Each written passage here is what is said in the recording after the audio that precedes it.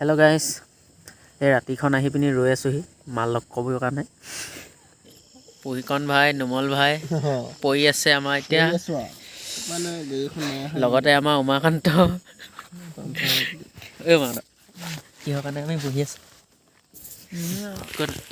কিহৰ কাৰণে বহি আছোঁ কনা কনা, কিহৰ কাৰণে আহি বহি আছোঁ কনা। পহু ধৰিবলৈ বহি আছোঁ।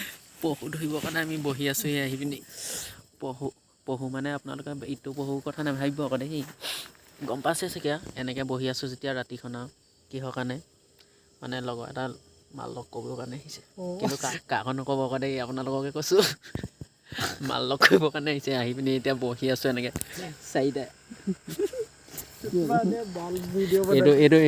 এইটো টোপনি গ'লগৈ দিছে নাই ৰওঁতে এতিয়া মানে তাৰ যোৱা এতিয়া টাইম 2 ঘণ্টামান হৈছে, বৰ বেছি দেৰি নাই হোৱা। 8টা বজাতে যোৱা এতিয়া 10টা কিমান হ'লগৈ।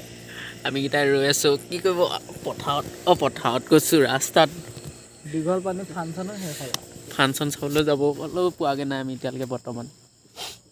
মোৰ বেয়াহে লাগিছে আৰু মানে কেলৈ মোৰ নিজৰ নাই যে, লোকৰ কাৰণে আহি পিনি ইমান ৰাতি খপি আছোঁহি ৰাস্তাৰ মাজত এনেকৈ পঢ়ি আছোঁহি। চাওক বেয়া লাগিছে, মই এতিয়া কান্দি দিম দিয়া, মোৰ বহুত বেয়া লাগিছে।